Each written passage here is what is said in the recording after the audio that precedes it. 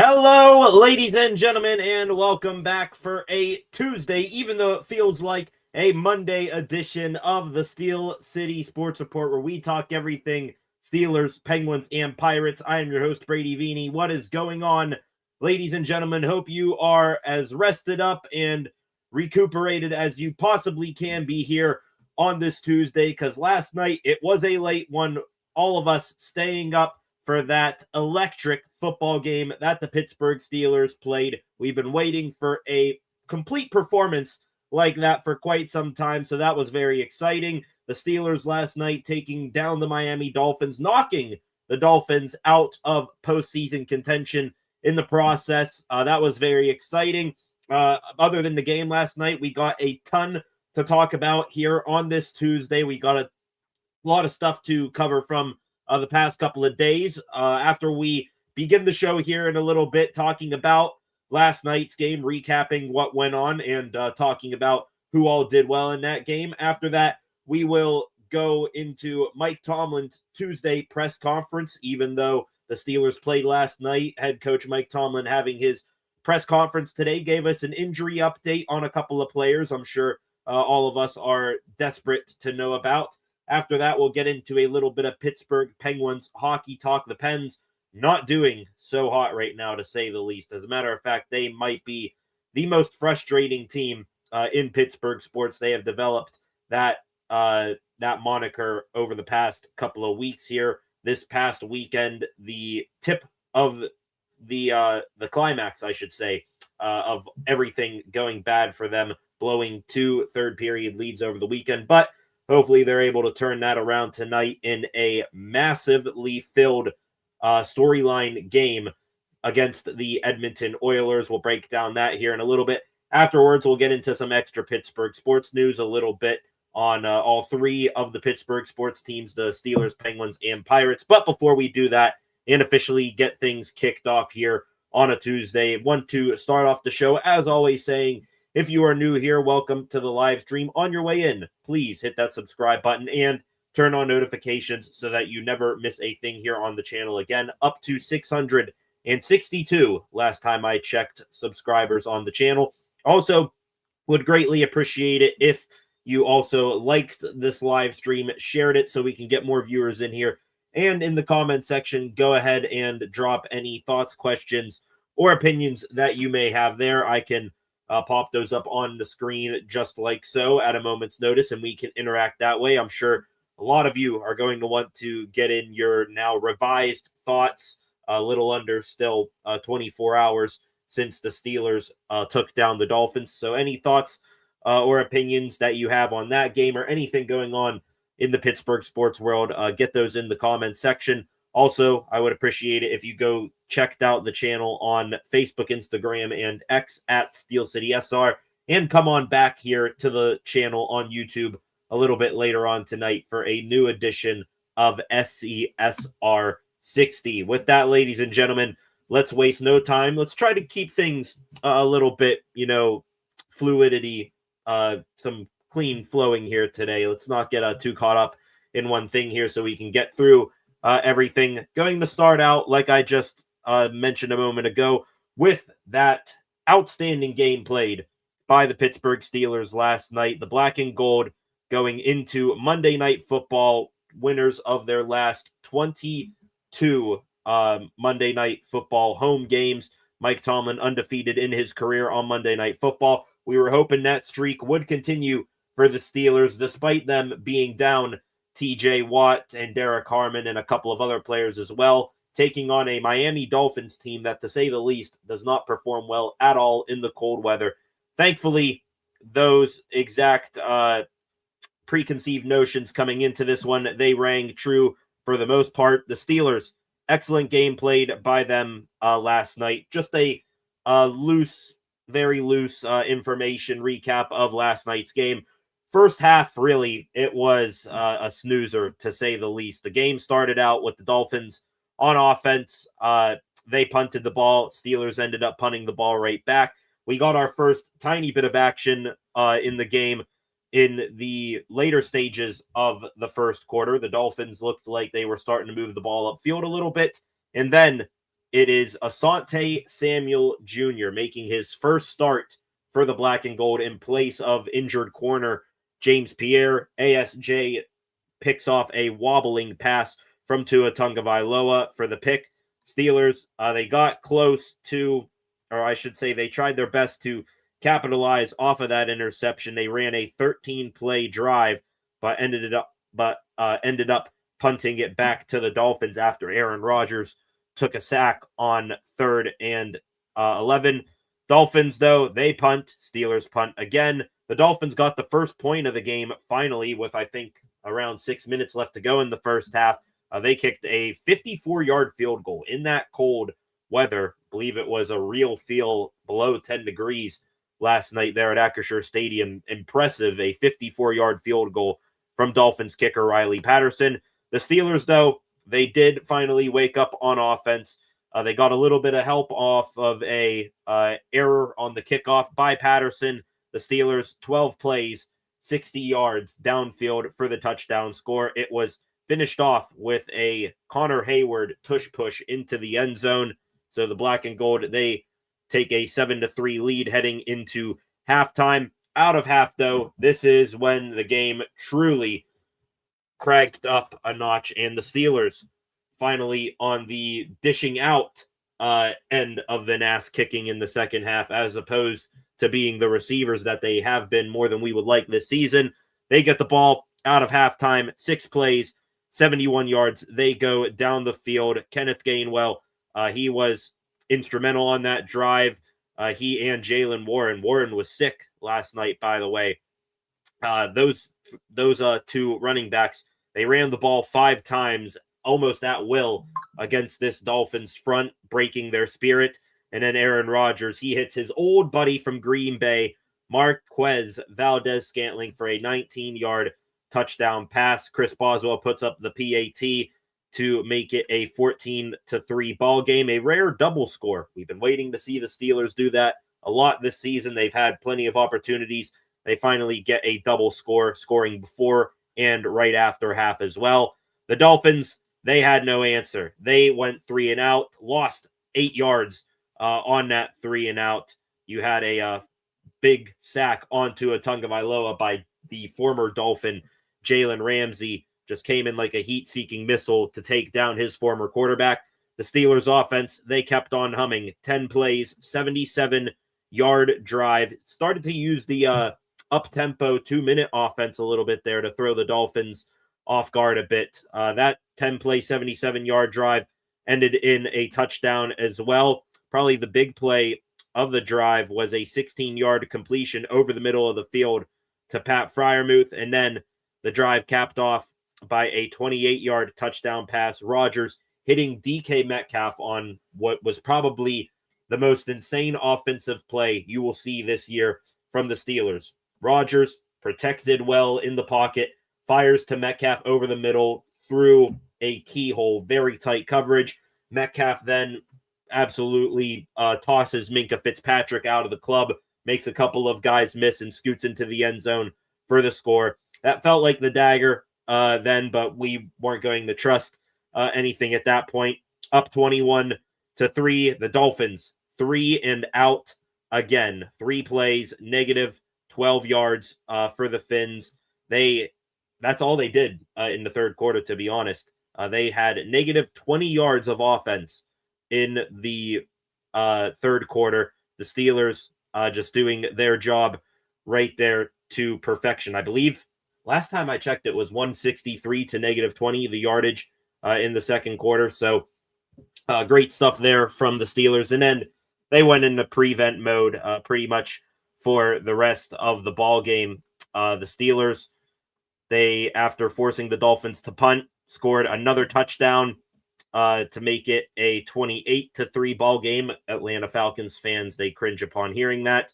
Rodgers was surgical again through the pass, but the running game carried them down the field. Jonnu Smith actually getting a toss handoff, and he scooted up the sideline for a 14-yard score against his old team.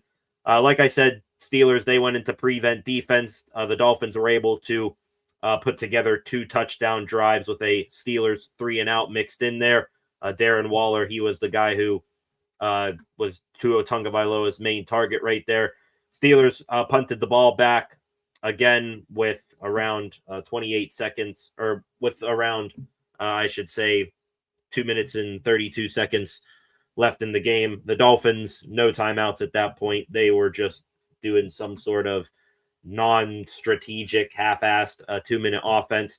They got nowhere close to putting up points there. So the final score that you see right there, the Steelers 28, the Dolphins 15, even though I think most of us in here hypothetically view that as a 28-3 victory for the Steelers. The Steelers now improve their record to 8-6 on the season. They keep their lead in the AFC North over the Ravens, I should say, and they now head into Detroit on Sunday evening, heading into the evening, a 4:25 kickoff on Sunday against the Motor City Kitties. The Steelers now 23 consecutive home Monday night victories.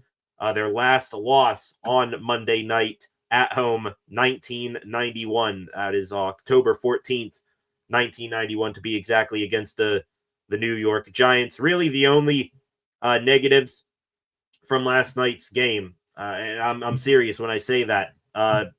Sure, you would like the first half offense to be a little bit better. The Steelers did officially set a new franchise record for scoring 7 or fewer points in the first quarter last night. And also, there were a couple of pretty bad injuries. Not like the injuries were terrible, but to guys you don't want to see get injured. Guard Isaac Seumalo, he left the game early with a tricep injury. And after the game, Mike Tomlin said that Nick Herbig had a hamstring injury. So those two gentlemen, I think, pretty key to their respective positions. They go down with injury. But all in all, it was nearly as perfect of a night as you could have hoped for the Steelers. A convincing win on Monday Night Football. They finally beat a team that they were supposed to beat instead of, playing down to the competition. And now they still atop the AFC North. They could be with another win here coming up against the Lions on Sunday. They could be on cruise control, hopefully, for the AFC North division title here soon enough. The Steelers, they can't clinch the AFC North this upcoming weekend, even with a win over Detroit and a Ravens loss to the Patriots. But the Steelers, their path to maybe having as good of a chance to win a playoff game as they've had in quite some time, it is pretty clear in front of them. You beat the Lions, you beat the Browns, and the Ravens, if they lose one of their next two games against the Patriots or the Packers, which those are two good teams as well. The Steelers, then they'll have the North locked up before they even face the Ravens again in Week 18, and they can rest starters and things like that. So again, all in all, perfect night last night, I would say, against the Miami Dolphins. What do you guys think? We go to the comment section to kick off the show again here. Concepts and Echelon Films in the comment section right now. Concepts here. Happy Victory Tuesday. Indeed, it is a very happy Victory Tuesday. Concepts, welcome back from last night.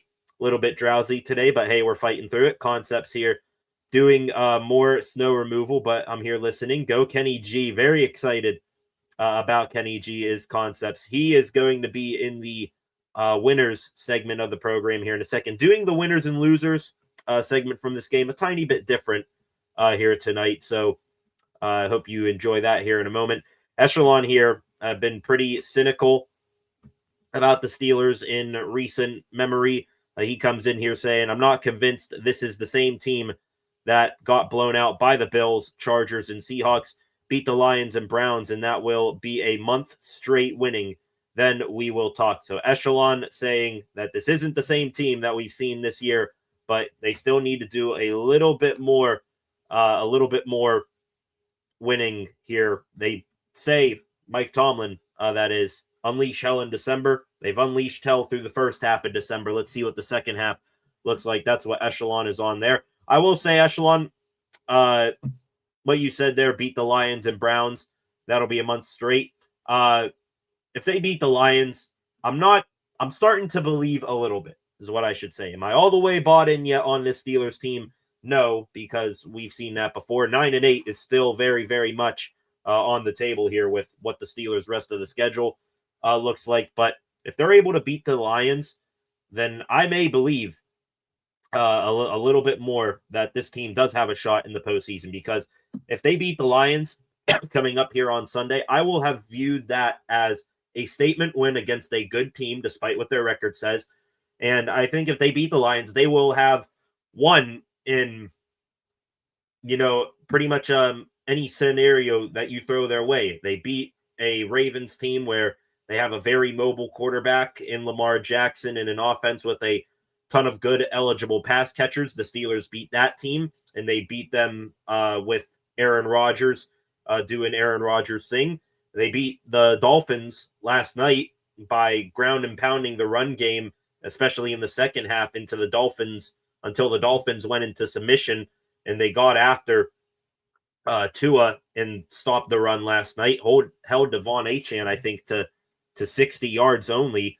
And then if they go out and beat the Lions, you're talking about a team with an old school type quarterback in Jared Goff, I believe, and a team where they, just like you, take their pride in smash mouth football. I would have seen that as some three distinct, different teams that the Steelers would have beaten, and that would have raised my, and that will raise my belief a little bit more, along with the fact that they actually are having a good December for once here. Echelon here, though, there's the cynicism, and it's still fire Tomlin. Nobody, or at least I haven't forgotten how this season has transpired. It's either win playoff games or we're back at picking at 20 again. I agree with that, Echelon, but are they, trajecting upwards once again? I will go along with that for now. Echelon here, a good performance. It's changed nothing for me. Throw Muth the ball more, please and thank you. They did get Muth going a little bit there with a pass over the middle. There was another pass, I think, intended for Freiermuth that was almost picked off, so you can't force feed him. But baby steps getting his production back up. I'm willing to take a dominant win like that and have Muth be a small contributor in it. I would like to see him get the ball more, but hey, if it ain't broke what they did last night, then why fix it? Echelon here, momentum, super key right now in the season. That's why I'm saying I need to see more momentum going into playoffs. Has been the opposite of what this team has done in the past 5 years. Agree with that, Echelon. Definitely something to keep track of. Just remember, last year, the Steelers, they went into the postseason, that wild card game against Baltimore, on a 5-game losing streak, and they somehow made the playoffs.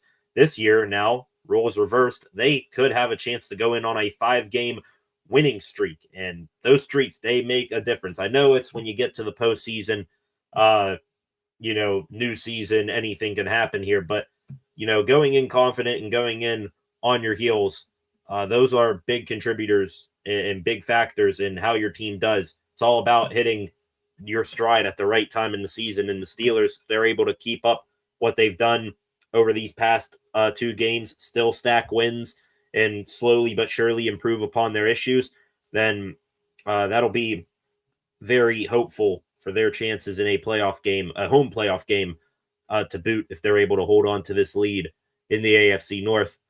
And the last comment here from Echelon for the time being, it's usually we start hot and fall off. If we start slow, finish hot, who knows what will happen. Exactly what I just said there, Echelon. I promise I did not read your comment before I developed my last take.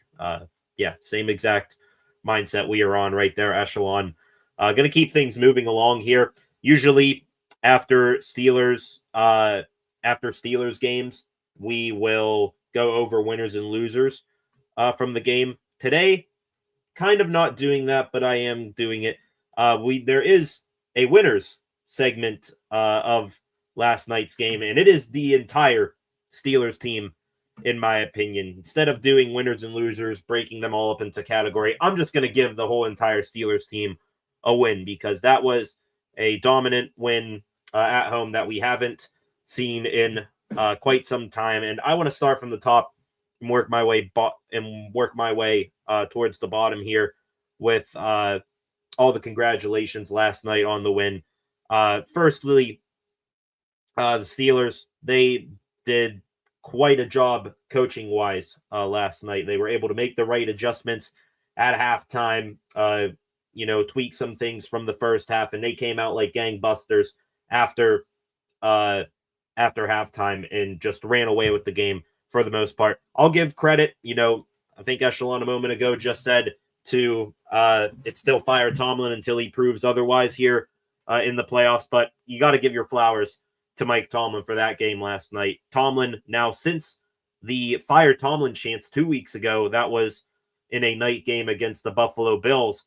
Since then, the Steelers, they have gone 2-0, best record in the AFC North, averaging 327 yards per game, and have averaged 27 points per game. So the Steelers really stepping up at big time here for their coach after there were calls for his job. Tomlin now moves to 12-0 at home on Monday Night Football in his career, and he is now 10th in all-time wins in NFL history. He passing Dan Reeves at 190. Tomlin now at 191. Also, really want to give a shout out here to Tomlin because we actually saw things carry over from the Ravens game into this week's game. We saw the offense be aggressive again for the second game in a row. Love seeing it. Tomlin also, he developed a bit of a aggressive streak for himself. For the first time in his career last night, Tomlin, he went for it on fourth down 3 times in the first half of the game. And remember, Tomlin, he has coached over 300 games in his career. That stat per ESPN. So Mike Tomlin getting aggressive, getting desperate, just handing over the keys to his offense a little bit more here. Gotta love that from Mike team. Please be more aggressive like that moving forward. You got a 4-time MVP under center. Let him do his thing. Put a little bit of faith in your offense. And your offense, when it's humming, guess what? It helps that $160 million defense. That's your baby, Mike. So let the offense help you. Help them to help you by giving them more chances, trusting them a little bit. Love the aggressiveness from Tomlin, and for the second week in a row, I think it has paid off. Also, shout out to the coordinators, the 2 Steelers coordinators, defensive and offensive coordinators. We'll get to the special teams coordinator, Danny Smith, in a second. They didn't embarrass themselves last night. There weren't too many plays that really confused you from a play calling or personnel standpoint from Arthur Smith. There might have been a couple, but in the grand scheme of things, they're overall minor. I do like that Jonnu Smith kept things simple, let Rodgers do his thing out there on the field if he needed to make a check or an adjustment. So kudos to Arthur Smith putting together a decent game plan and also realizing we have to actually establish the run coming out of halftime. Dialed up some good plays last night along with the help of Rodgers.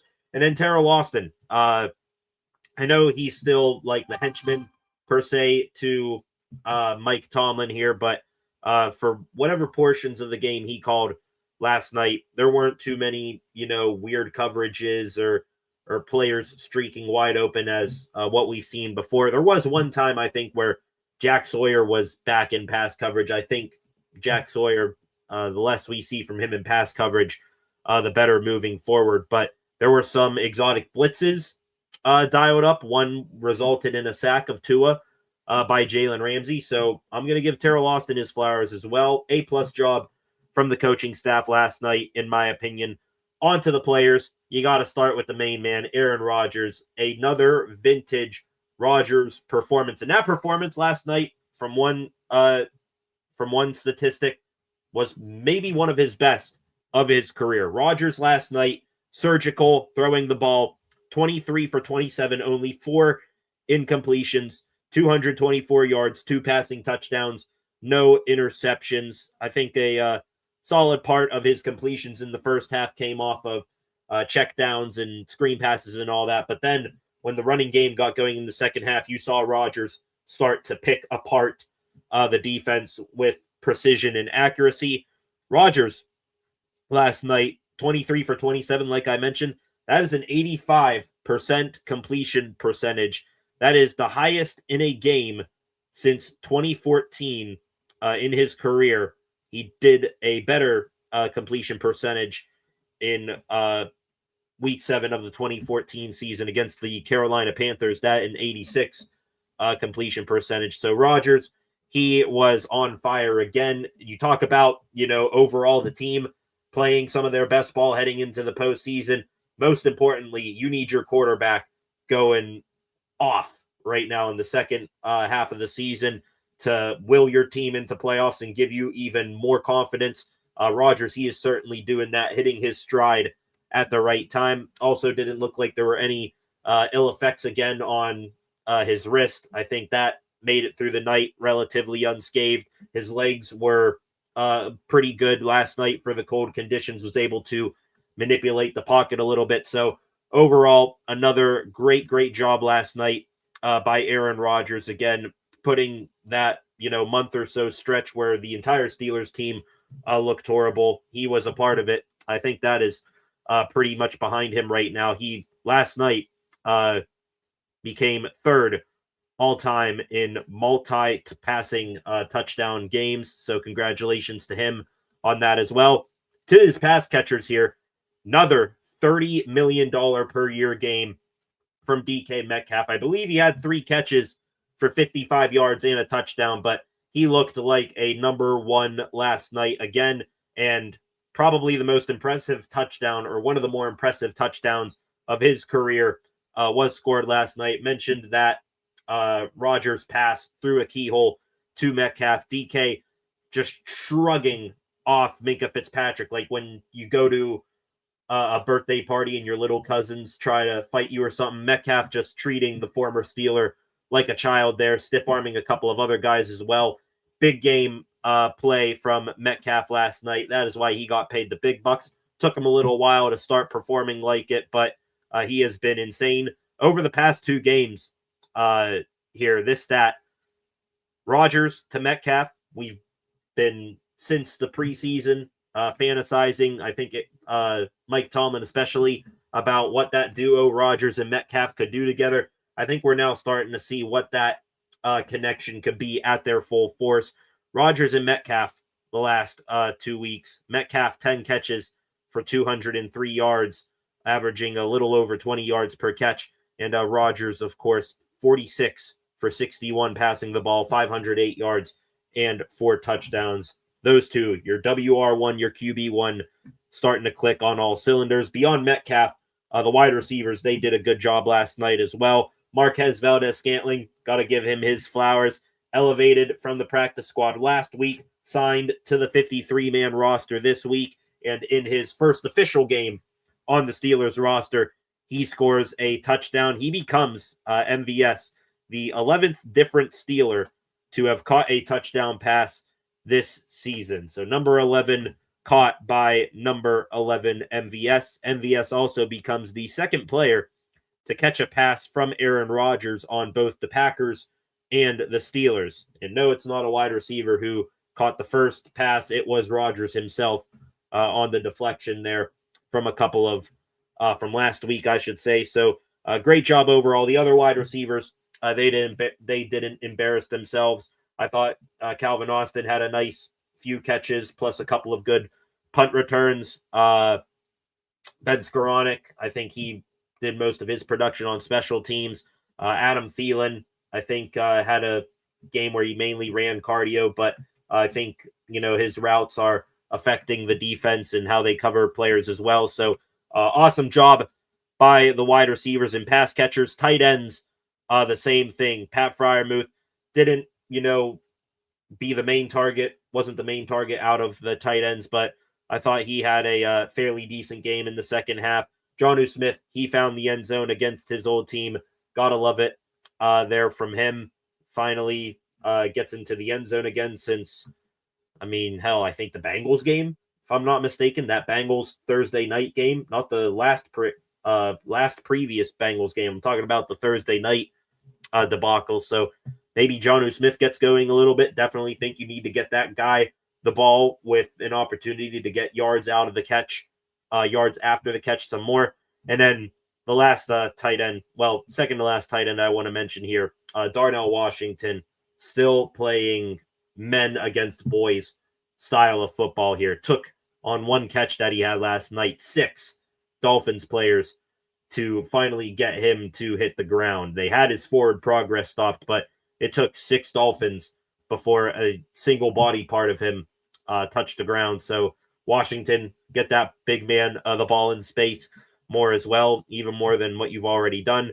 The Steelers last night, the last tight end I wanted to mention, Connor Hayward, wasn't out there offensively a whole bunch, but he did rush in that quarterback sneak touchdown, had a couple of tush-push sneaks last night. I think he started to master that a bit, but Hayward and Jonnu Smith on that pitch run scoring a touchdown. Hayward and Smith, they become the first tight end teammates in NFL history to each have a rushing score in the same game. So that's a cool little stat right there. For the running backs, they really got going in the second half. Shout out to one Jaylen Warren. He last night under the weather a bit, woke up yesterday morning with some illness, was able to get some fluids in him and play. I thought he did all right for a flu game, still a bowling ball, healthy or sick. Kenneth Gainwell, though, another outstanding game from him in relief when Warren is a little banged up. Gainwell, 20 touches, 126 yards last night.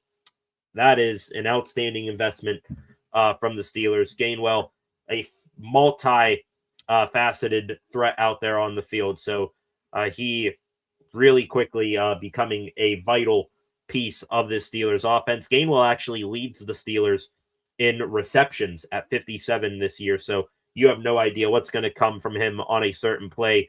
He is doing a hell of a job, and the Steelers think it's a very easy, in my opinion,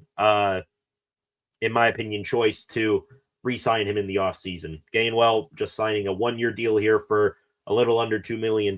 He's going to earn himself, I think, a pretty penny here in the offseason. Hopefully it is from the Steelers.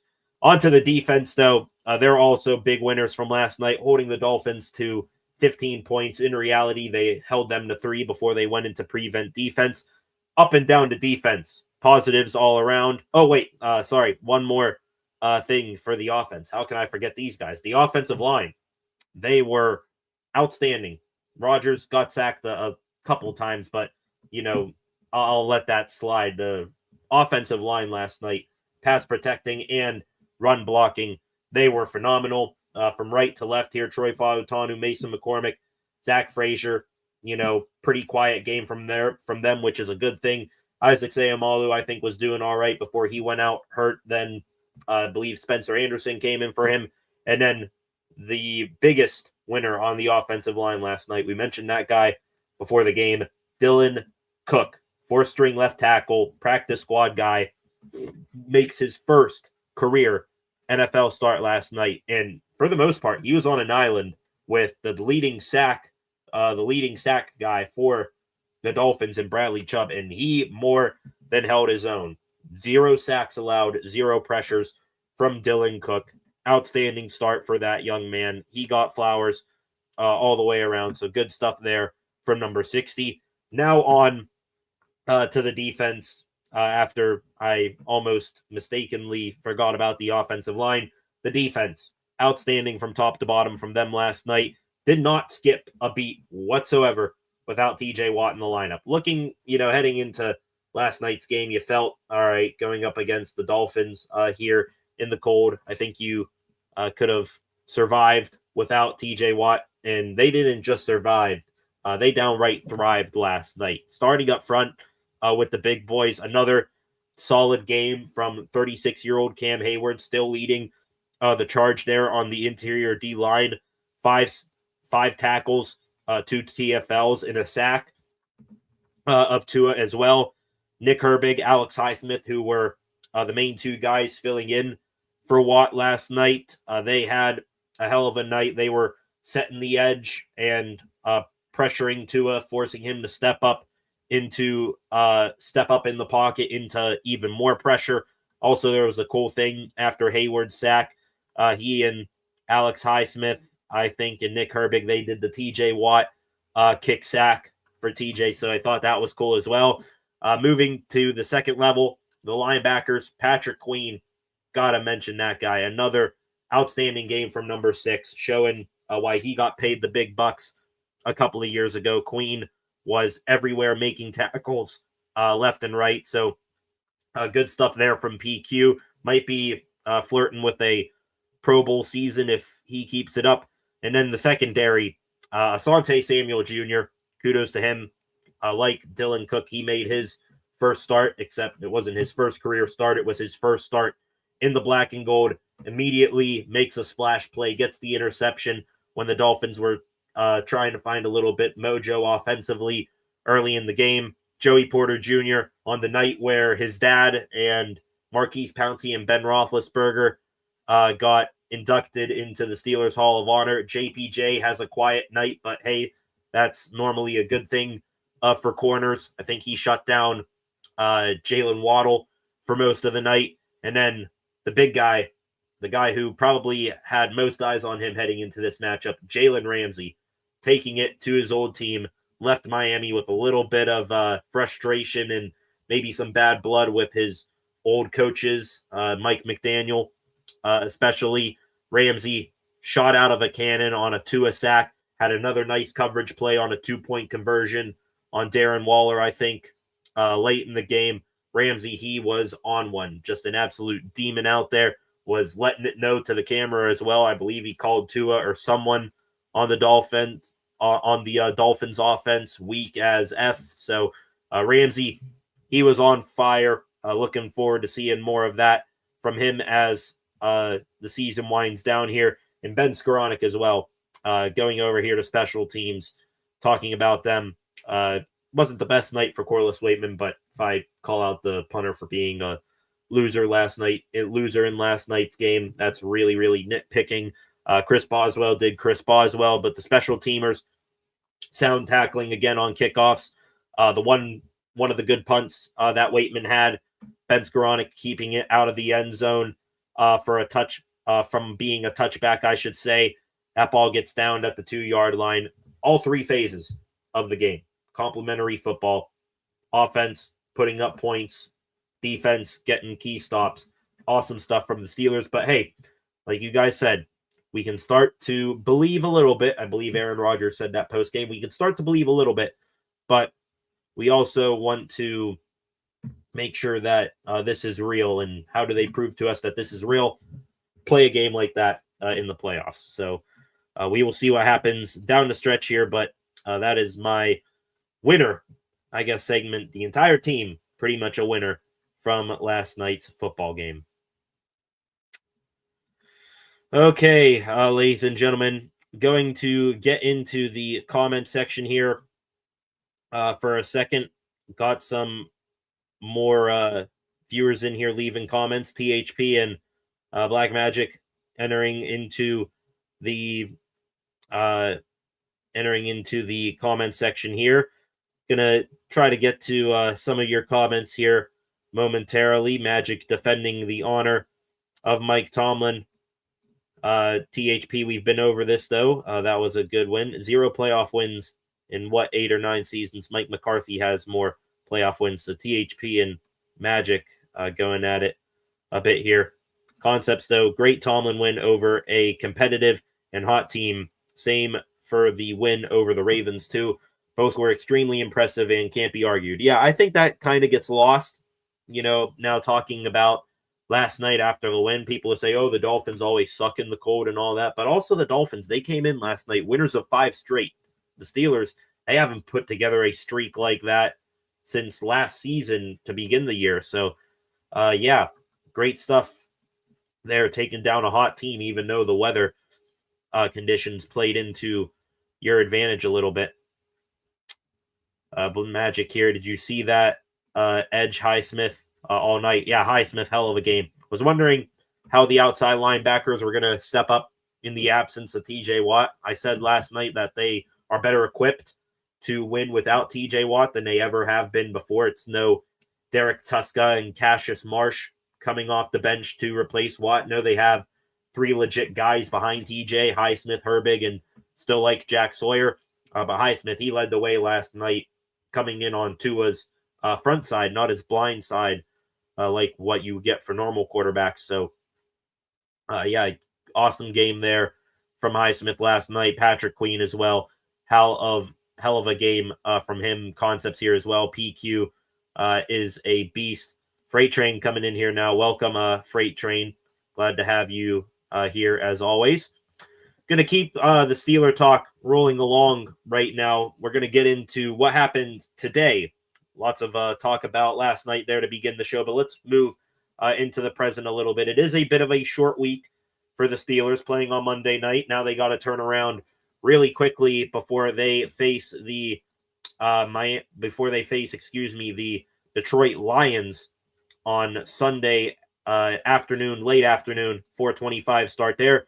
Going to get into Mike Tomlin and his Tuesday press conference today. I'm sure some folks happy to hear what Tomlin had to say on last night's game, but most importantly, I think maybe get an update on some of the now many injured players for the Steelers defense. Here is the a bit of loose end notes from Mike Tomlin's press conference from this afternoon. Tomlin started off talking about last night's game, said the Steelers slowing down the Dolphins running game and winning the turnover battle, and continuously having their offensive drives result in touchdowns rather than field goals were key factors in the win. Check and check there from Tomlin, even though I'm pretty sure you could have won that game if you had a couple of those drives settle for field goals. The defense was just completely shutting down the Dolphins offense last night. Tomlin also made sure to give special shout out to some guys who stepped up in a big way. All the backups that stepped up for banged up players. Dylan Cook stepping in for Andres Pete, Asante Samuel stepping in for James Pierre, Kenneth Gainwell, who took the lion's share of the reps over a sick Jalen Warren, and this guy's done it a few times before in his career, but still impressive nonetheless. Nick Herbig filling in for TJ Watt. Tomlin saying in regards to those four gentlemen, at least in their roles, stepping in for injured players, there's a fine line between being a Pro Bowler and a backup in this business. Meant that complimentary, of course, and they did quite a good job in relief. On to the injury report today. Tomlin did give us an injury update on the two guys who left last night's game early, Isaac Seumalo and Nick Herbig. They're going to be limited to start the week, and they'll see where it leads. Hopefully, it is just, getting them off their feet for a couple of days and rested, and then they'll be back and ready to go against Detroit. Tomlin said on Derek Harmon, rookie defensive end, who was looking throughout the week to be on track to play. Harmon, a surprise inactive last night. The Steelers holding him out for, I believe, his third straight game with a knee injury. Tomlin says that Harmon will most likely return this week against the Lions. Tomlin confirmed he was healthy enough to play last night, was Harmon, but because he only practiced in a limited capacity on Saturday leading into Monday night, the Steelers weren't going to throw him out there as a rookie off of just light practice and then right into the fire of a game. So hindsight being 2020, a good decision there by Mike Tomlin. But had the Steelers lost that game, and let's say Devon Achane was the Devon Achane that he was leading into this game, and he ran all over the Steelers defense, I'm pretty sure that would have been that quote right there would have been absolutely torn to shreds by Steelers fans. Some other injury updates as well. Andres Pete, he is still in concussion protocol, starting left tackle by necessity right now with Calvin Anderson and Broderick Jones on IR. Though, going to get to this, though, Tomlin in the Q&A portion of his press conference today said that Dylan Cook, for how well he played against the Dolphins last night, if Pete is healthy, not 100% that Pete goes back into the starting lineup. So I like Tomlin leaving the deployment of snaps up in the air there, not revealing anything there. Also, the big one from Tomlin, well, this one here as well. Sounds like James Pierre, he'll be questionable to begin the week. The big injury update, it is no update from Mike Tomlin. TJ Watt, no new news on him from Tomlin. Tomlin, later in his press conference, was asked if he's seen TJ or if TJ's been in the practice facility since having the surgery last week. Tomlin going with a very vague and unspecifying answer there. Could have been in the facility, but Tomlin said, he's been doing other stuff, not looking to see if TJ has walked through the doors. So that is what it is. We won't hear anything from TJ for a little bit, probably. On to the Lions. Tomlin, of course, started with their defense. Gave some praise for Aiden Hutchinson, of course, their most dynamic player defensively, pass rusher. Said he's elite, he's a game wrecker, he's a top quality rusher. He's aware. Hopefully the Steelers' offensive line is aware, and they put 4 hands on him with regularity. Tomlin also gave high praise of their starting middle linebacker, Jack Campbell, out of Iowa a couple of years ago. Campbell was the top linebacker in the draft for the draft 2 years ago. I wanted the Steelers to maybe take a look at him because he was that good in college. Steelers ended up taking Peyton Wilson, which has turned out to be a good investment for a 3rd-round pick as well. Tomlin also made sure to mention 2 former Steelers, Arthur Millette, who is with the Lions, as well as DeMonte Casey, both of those gentlemen in Detroit, because the secondary of the Lions, it is injured to hell and back right now. Moving over to the offense, Tomlin said Jared Goff has one of the quickest times from snap to throw in the NFL. So the Steelers are going to need to strategize, hopefully, around that. They have not been good against quarterbacks who have gotten the ball out quickly. That doesn't bode well for their pass rushers. So getting Goff to hold on to the ball a little bit more. Interesting to see how the Steelers strategize up for that. Tomlin said they're going to need to use a variety of coverages to play against the Lions and slow down their offense. Said they'll be challenged in a big way as well by the Lions' rushing attack led by Jahmyr Gibbs. So tons and tons of stuff for the Steelers to prepare for heading into the Lions game. The Q&A portion of the program, Tomlin did say that the Steelers, they are going to have a high-intensity walkthrough tomorrow instead of a normal practice after playing last night. I like that. Don't overwork the guys leading into Sunday's game on a bit of a short week. Tomlin also said that Kenneth Gainwell gave more praise to him, saying he was in the large shadow of Saquon Barkley, but he's had upside because of the ridiculous, because of the skill he had. Also said he's not surprised about Gainwell's talent because they saw it firsthand last year. And the last thing that Tomlin brought up in the Q&A portion of his press conference, sort of talking about leaving the competition or the starter role at left tackle open between Dylan Cook and Andres Pete. He said the same thing will be put out there for Asante Samuel and James Pierre. If Pierre's healthy, Samuel may be competing for snap reps with Pierre.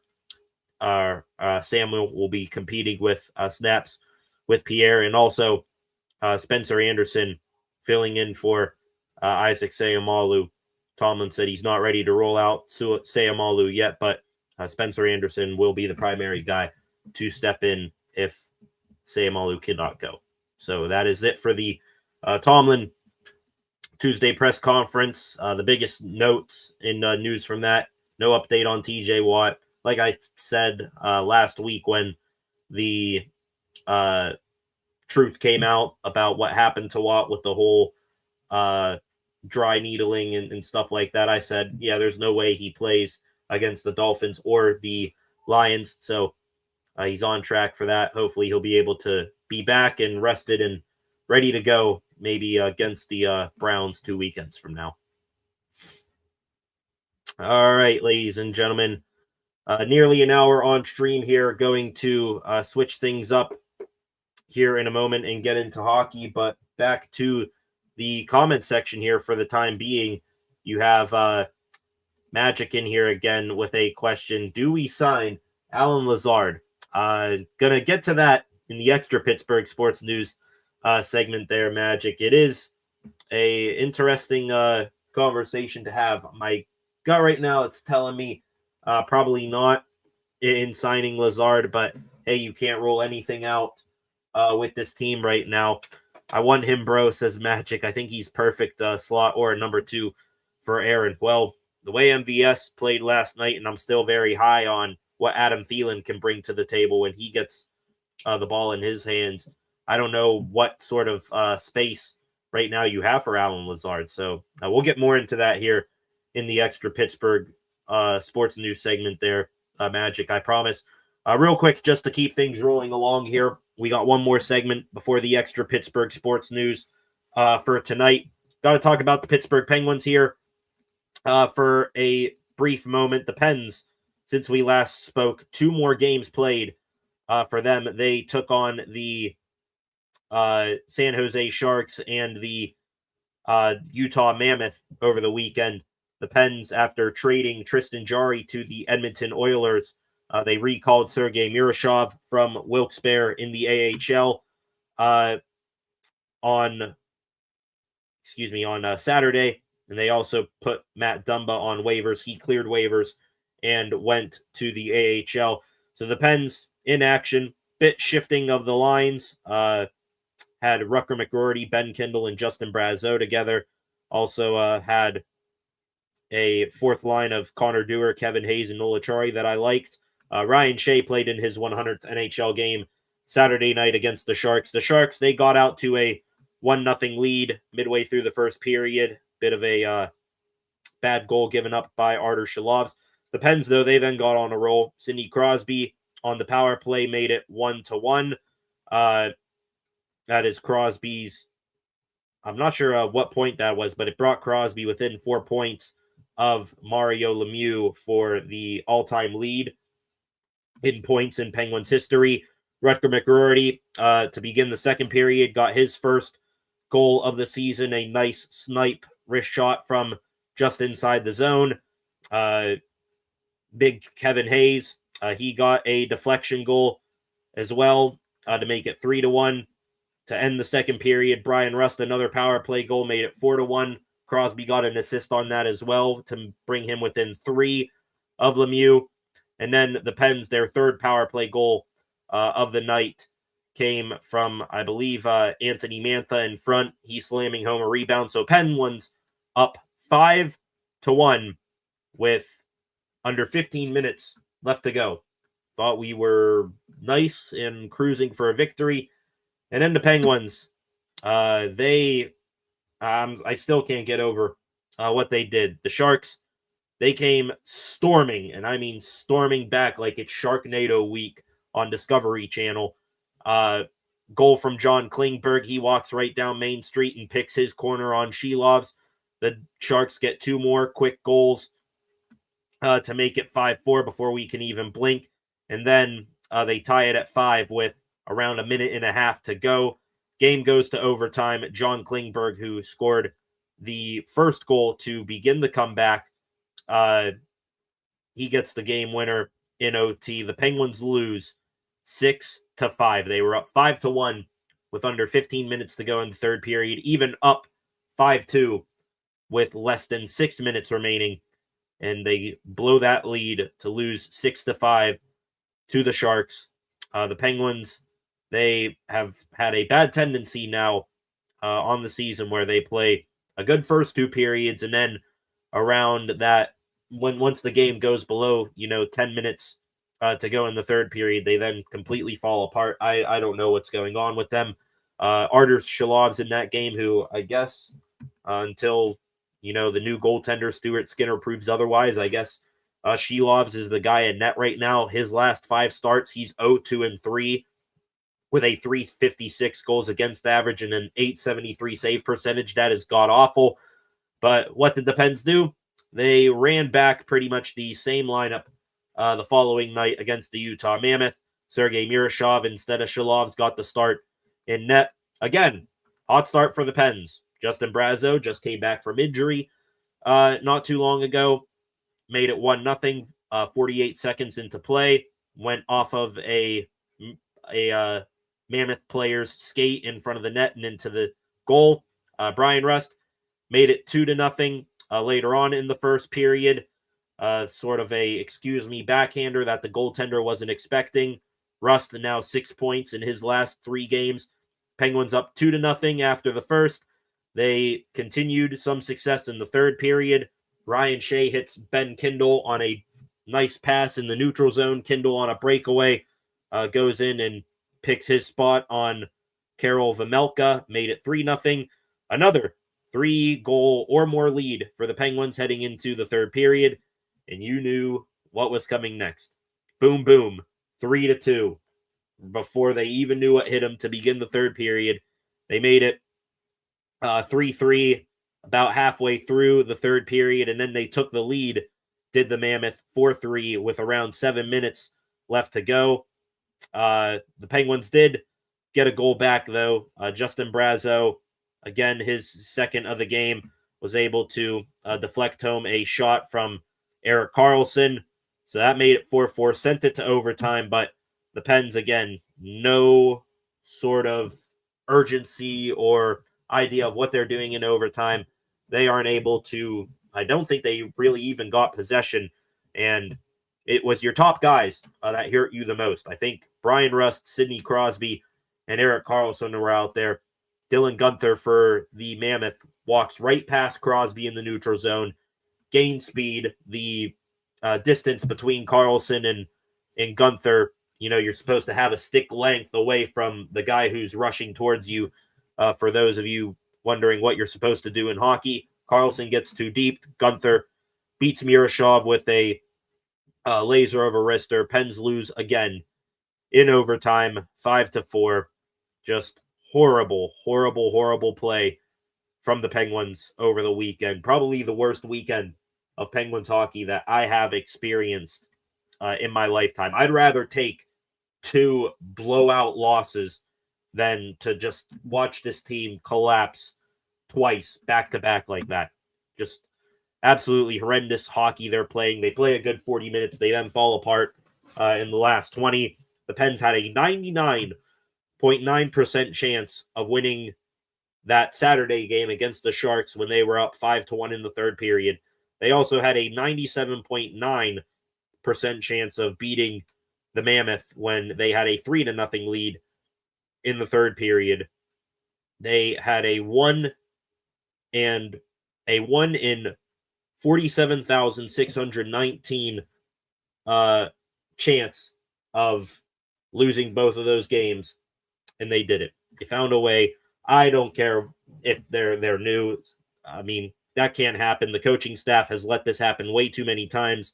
The Pens have now lost 5 consecutive games, 4 of which came in overtime.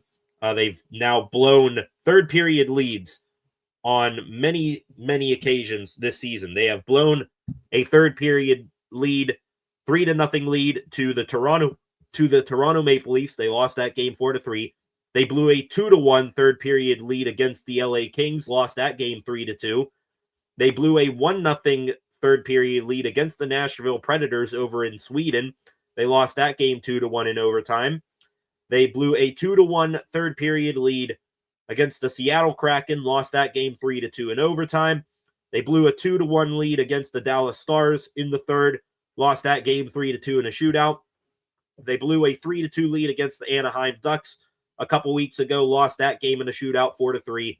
And then this past weekend, blowing a 5-1 and a 3-0 lead in the third period to lose both of those games in overtime. I don't care if this coaching staff is new. I don't care what good player development they're doing. This keeps up.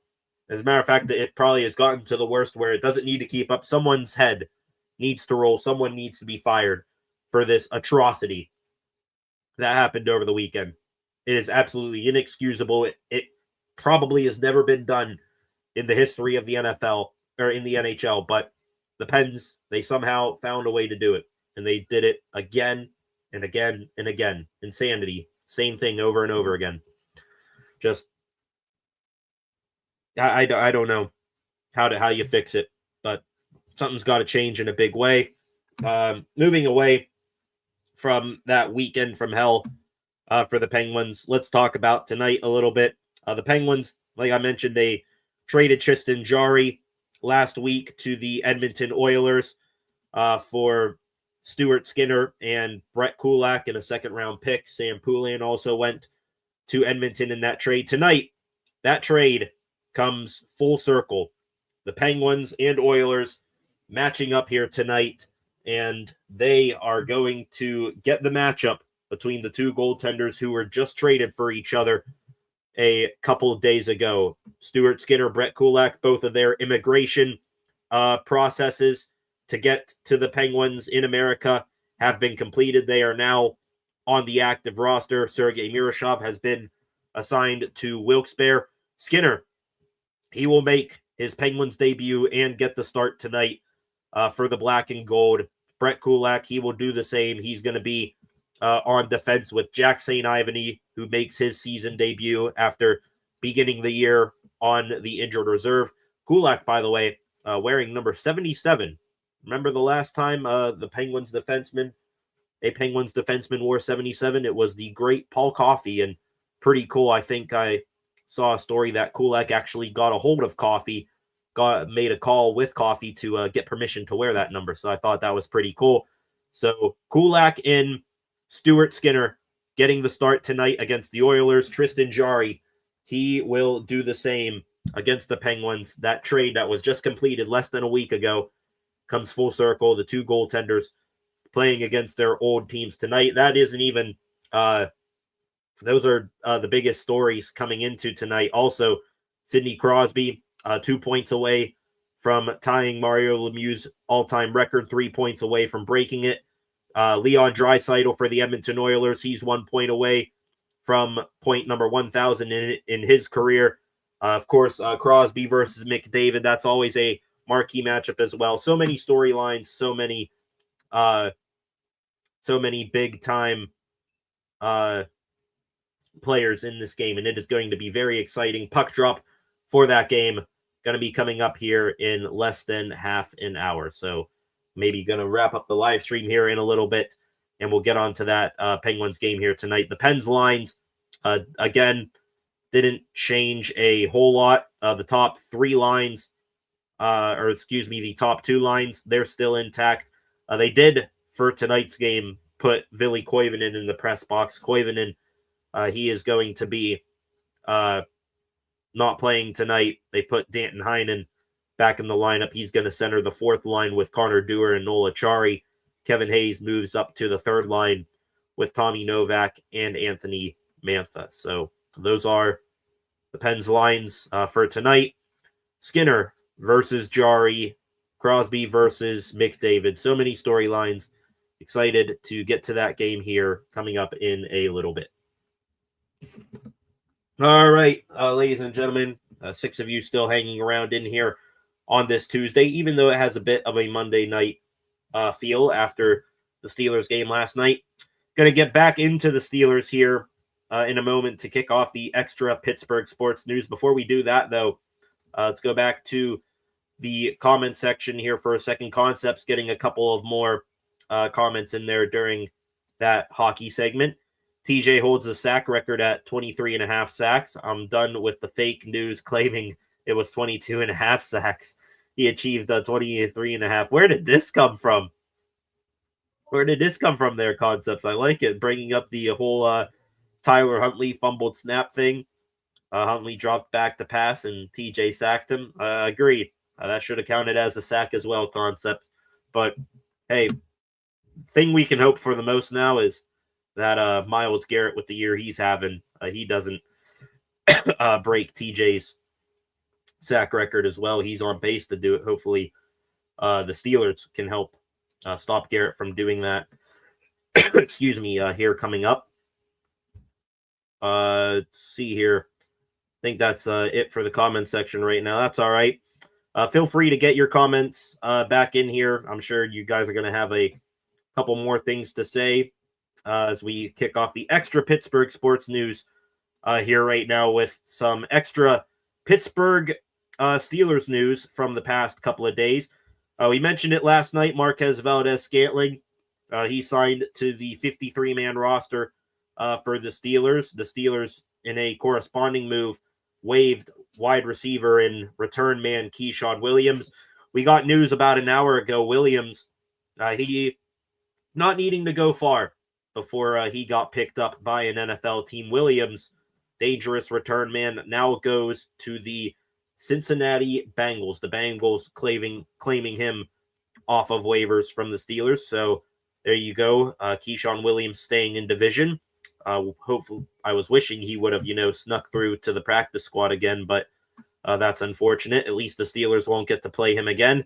The Steelers, by the way, they did make a transaction on their practice squad. They released wide receiver John Reese Pumley, but they did today have in a slew of different players for tryouts. Hendon Hooker, former Tennessee quarterback, was thought to be a high draft pick many, many years ago. Hooker and quarterback Jack Plummer, along with tight ends J.J. Galbraith and Colin Granger, wide receivers Johnny Johnson, what a name right there, Brandon Smith and Chris Tyree, and running backs Trey Stewart, Jordan Waters, and Ian Wheeler. All of those players in Pittsburgh today for a tryout. I'm sure we'll hear maybe one or two of those gentlemen be named to the practice squad here in the coming days. Back here to the thing that Magic brought up here a moment ago. Could the Steelers be adding another friend of Aaron Rodgers? That is a question circulating today. The New York Jets releasing wide receiver Allen Lazard from their active roster. Lazard stayed in New York even after Rodgers left there from last season. Could Lazard now reunite with Rodgers in Pittsburgh? Magic said he wants it. My thing is, Magic, with that, what sort of vacancy will he be filling? You got DK Metcalf, Calvin Austin. Those guys aren't going anywhere. You got Adam Thielen, who you just claimed off of waivers. I think Rodgers likes him a ton, and Thielen provides a new sort of savvy route running role that we haven't seen from the Steelers this year. And Marquez Valdez-Scantling just caught a touchdown pass, and Rodgers loves him. So question now comes down to, does Scotty Miller, being that sort of backup return man, and does that keep you from adding Allen Lazard? I like what you put, that he could be a, nice slot option in that for Rodgers, but are the Steelers going to, after just releasing Keyshawn Williams, are they going to risk having no backup return man? God forbid Calvin Austin goes down or something like that. I don't know. Also, Ben Skowronek, he's untouchable as well. Did not mention him. He's your special teams ace. He's not going anywhere. So we will keep an eye on that. Something to think about. Allen Lazard to the Steelers. Not going to say that I wouldn't like it, but just wondering where he fits in right now. If you can pick him up for free, fine. If not, then I don't think it's going to be that big of a loss if the Steelers pass on Lazard. Don't think he's having the best year for the Jets anyways. Cool thing from last night here in the extra Pittsburgh sports news segment. Minkah Fitzpatrick last night wasn't the best game for him for the Miami Dolphins. Got tossed out of the club by DK Metcalf. Had a couple of other small spotty plays as well, but Fitzpatrick, Steeler Nation still loves him. Steelers players still love him very, very much as well. Fitzpatrick got injured late in the game, and not only did the Dolphins trainers and Dolphins players check on him, nearly the entire defense of the Steelers, who weren't on the field at the time, they came off the sideline and surrounded Fitzpatrick while he was getting checked out. Show of respect and friendship there from the Steelers defense towards one of their old brothers. Mike Tomlin after the game saying, we care about him. We care about Minkah. Cam Hayward as well, saying that he still loves Minkah and wishes he were here. Just a cool show of respect and class there from the Steelers. Speaking of injuries, by the way, offensive lineman for the Steelers, Calvin Anderson, who is on IR with a knee injury. Cool video posted, I assume, by his wife last night of him in his Steelers jersey and helmet watching the Steelers game on TV, standing for the anthem and all that. Thought that was funny and pretty cool. Also, gave an update on this last night. I'll do it again right here. Pro Bowl voting update. Ben Skoranek, who made a awesome special teams play last night. He's still number one since we last checked in Pro Bowl voting for special teams. TJ Watt still in the top 10 along with Connor Hayward at their respective positions. TJ number 5 in Pro Bowl voting for outside linebacker. Hayward number 5 for fullback. Jalen Ramsey, who is once in the top 10, has now fallen out of the top 10 for safety. But maybe after that performance last night, he'll move back into the top 10. An update on what some of the Steelers' divisional opponents and rivals did over the weekend. Did not mention it last night, but we'll mention it now. Baltimore Ravens, they got back to 500, just put belt to ass on the Cincinnati Bengals, who pretty much quit in that game on Sunday afternoon. Ravens beating the Bengals 24-0. So the Ravens at 7-7 don't have control of their own destiny, but at the very least, they are still in the conversation for the AFC North. Steelers, that's why they got to keep their foot on the gas pedal here. So the Ravens, they get a win. They stay in the picture at 7-7. The Bengals, though, they eliminated from playoff contention, unsurprisingly. Over to Chicago, the Chicago Bears, they beat the Steelers not too long ago. They, kind of like the Ravens, putting belt to ass on their opponent, the Cleveland Browns, 31-3. The Bears destroying Cleveland. Also wasn't a good day for Cleveland savior Shedeur Sanders. Steelers will see him in a couple weeks. Shedeur 18 for 35, throwing the ball, 177 passing yards, no touchdowns, 3 interceptions in that loss. So not a good day throwing the rock for Shedeur. Speaking of not having a good day passing, Kenny Pickett got his first start with the Las Vegas Raiders against his old team in the Philadelphia Eagles. The Eagles just nuked the Raiders 31-0. Pickett showing Pittsburgh Pickett vibes, 15 for 25 passing the ball, just 64 yards passing and an interception. He was also sacked 4 times for 33 yards. And yep, that is the Kenny Pickett that we knew here. And I'm sure the thing that fans celebrated the most over the weekend, the Kansas City Chiefs, they eliminated from the postseason, getting into the playoffs. Of course, don't want to celebrate Patrick Mahomes getting injured, tearing his ACL, but the Chiefs, no playoffs from them this year. No sort of devil magic or anything of that sort from Patrick Mahomes. And the last 2 things on the Steelers here for today. Officially, the San Francisco 49ers, they have put Brandon Ayuk on the reserve/left squad list. So Brandon Ayuk, he is officially done this season and most likely done with the 49ers. Steelers fans might finally get to see Ayuk come to Pittsburgh on the cheap instead of trading a draft pick and giving him big money. And just an update here on the college football world. I guess the Steelers might still be looking for a quarterback in the draft. One quarterback who I like despite his team's play this past season, Lenora Sellers of South Carolina. He telling South Carolina that he will be returning in 2026 for his redshirt junior year. So Sellers not coming out of the draft, and probably good for him, and probably be the best for the Steelers if they do not go for a quarterback in this draft, because what was once projected to be one of the best quarterback classes in a while has turned out to be one of the worst. I believe we're looking at Dante Moore, Ty Simpson, and Fernando Mendoza as the top 3 quarterbacks in this upcoming draft class. And I'm sure you can not squint all that hard and find a problem or an issue in the games of each of those players. On to the Pittsburgh Pirates. Got some news on them from the past couple of days. Couple of birthdays to catch up on.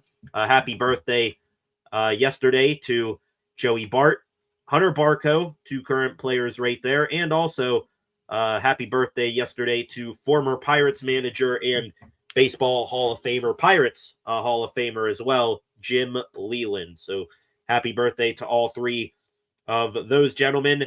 And those happy birthdays, they are pretty much the only thing worth getting happy about right now for the Pirates. They have been radio silent on the free agency and trade markets over the past couple of days.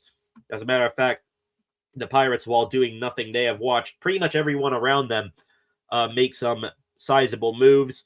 The Reds, we'll get to that one in a second. Onto the free agency market, a couple of guys who were either linked to the Pirates or I think were very gettable for the Pirates. They are now off the market. Infielder Jorge Polanco, first base, second base hybrid, was linked to the Pirates for a nice little while. He signs a 2-year, $40 million contract with the New York Mets, so he is gone. This one really, really pissed me off yesterday. The Philadelphia Phillies, your cross-state rival, signing outfielder Adolis Garcia to a 1-year, $10 million deal. Garcia, not all that far removed by a couple of years of being an absolute monster in the playoffs for the Texas Rangers when they won the World Series. He is a massive corner outfielder who brings some pop. And for 1 year at $10 million, I thought he would be a nice plug-and-play guy for the Pirates instead of, the Pirates doing their normal, let's go get a, scrap heap player from another team. So that one really made me mad. Very gettable, very affordable at 1 year, $10 million, and some power for a lineup that doesn't have any power at all. That one made me really mad. On to some interdivision moves here. The St. Louis Cardinals. They made a small addition to their rotation. A couple of days ago, they added right-handed pitcher Dustin May, who's former pitcher of the LA Dodgers. Had some arm injury issues, but could be a nice reclamation project for St. Louis. This one happening just a couple of hours ago. Former Pirates relief pitcher last year, before he was flipped to the Seattle Mariners at the trade deadline, Caleb Ferguson. He's back in the NL Central with the Cincinnati Reds, signing a 1-year deal with them today, I believe. And also the Milwaukee Brewers, they made a move, not a free agent signing, but a trade. They traded infielder Isaac Collins and relief pitcher Nick Mears to the Kansas City Royals in exchange for left-handed reliever Angel Zerpa. So now that I believe that makes the Pirates, Cubs, Brewers, and Reds all within the past, week and a half, making a left-handed bullpen addition. I believe it was the Cubs. They signed, I think, just the other day, Caleb Thielbar and someone else who I'm forgetting right now. The Pirates, they officially today made official the signing of Gregory Soto. The Reds, they now add Caleb Ferguson, and who in the Brewers, they just add Angel Zerpa. So I guess left-handed relievers, the top of everyone's list in the NL Central. And the last bit of free agency news, kind of relating to the Pirates over the past couple of days. Yesterday, former Buccos first baseman Josh Bell could have maybe been a last resort reunion with the Buccos.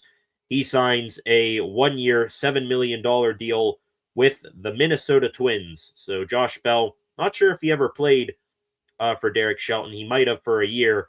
He now goes back with Shelty, now up in Minnesota. Bell, looking at his stats, might have been a nice addition to the Pirates and be a, better than what they've had before, a nice Band-Aid to their first base issue.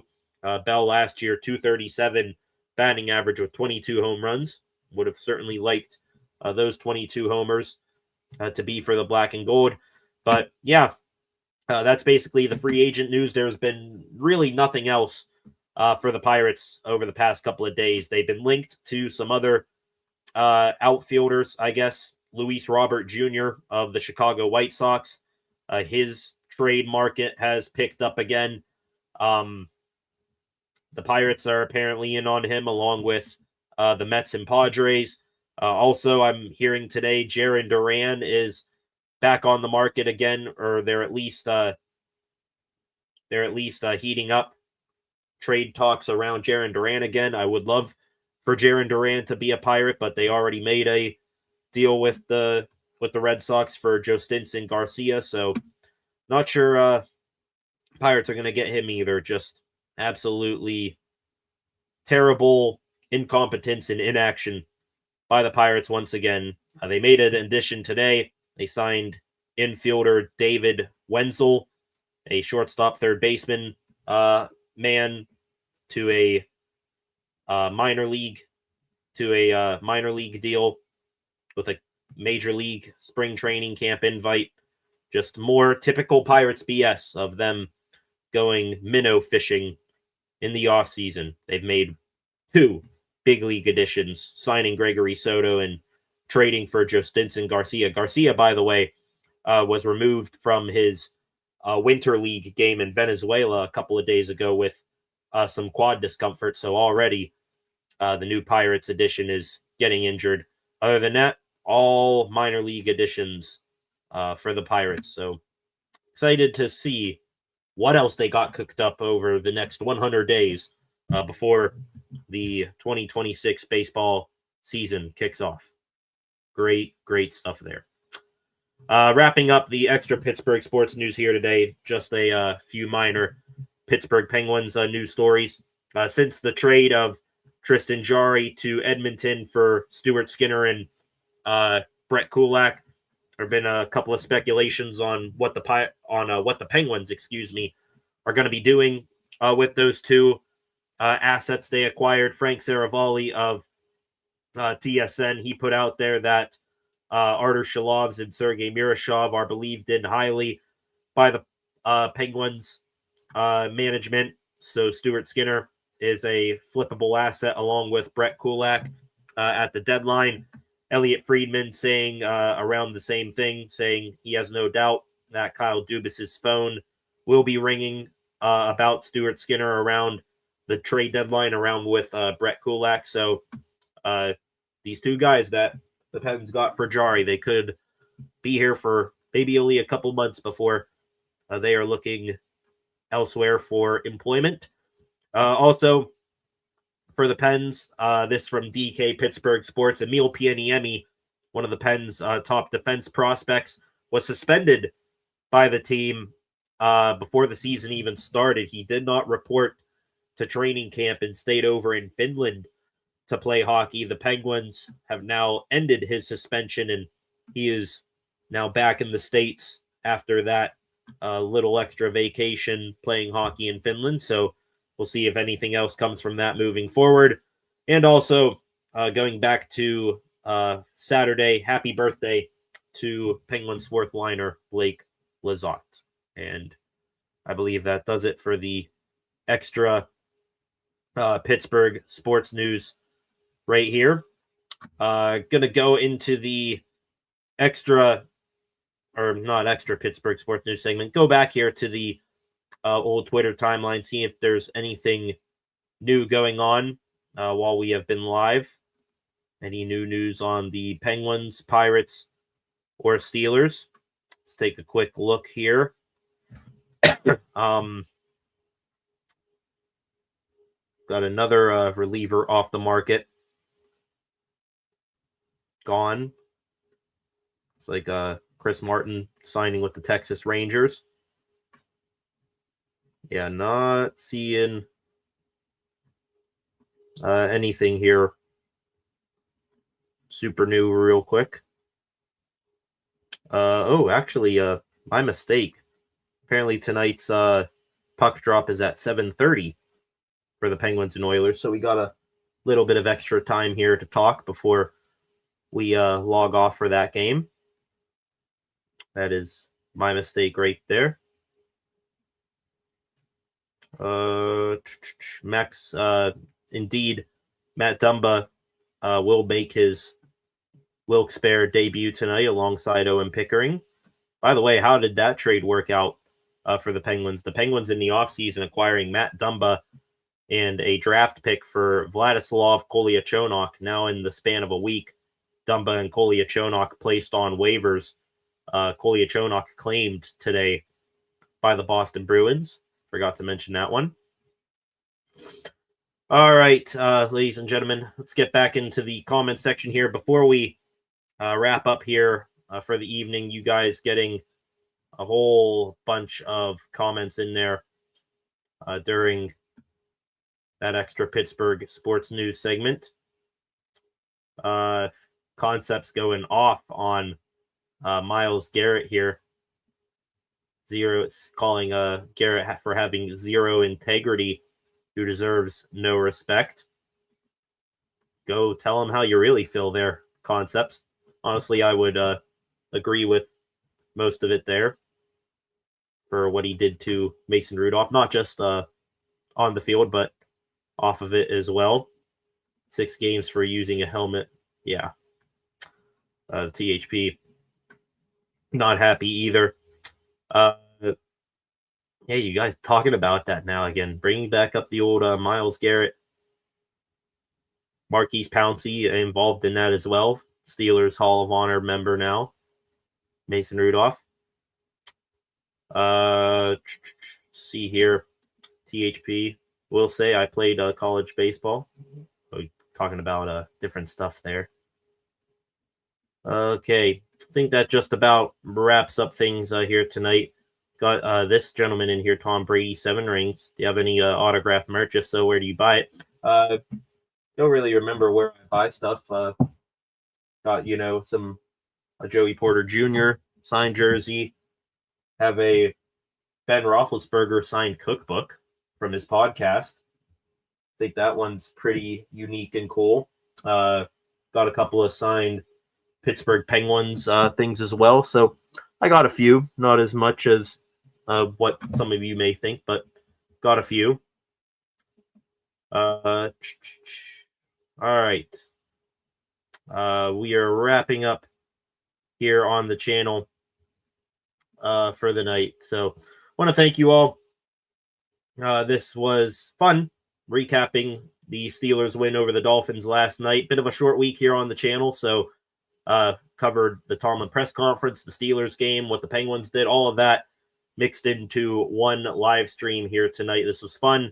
We'll have, I'm sure, plenty else to talk about leading into the weekend where the Steelers continue their quest for a playoff win against the Detroit Lions in the Motor City. So it was a good night tonight. Thank you to all of you who contributed in the comments section. Please, by all means, bring this energy back here throughout the week and on the weekend for Steelers Lions. This was fun.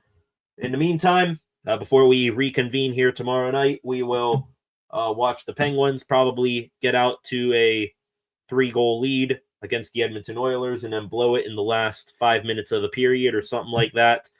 And we'll have that to talk about. We'll have the Steelers walk through tomorrow to talk about as well. And maybe if anyone in the Pirates front office gets off their ass and does something, we'll talk about that as well if it happens. So thank you all. For the final time on your way out, please hit the like button, share this live stream, leave a comment in the comment section, subscribe to the channel, turn on notifications so that you never miss a thing.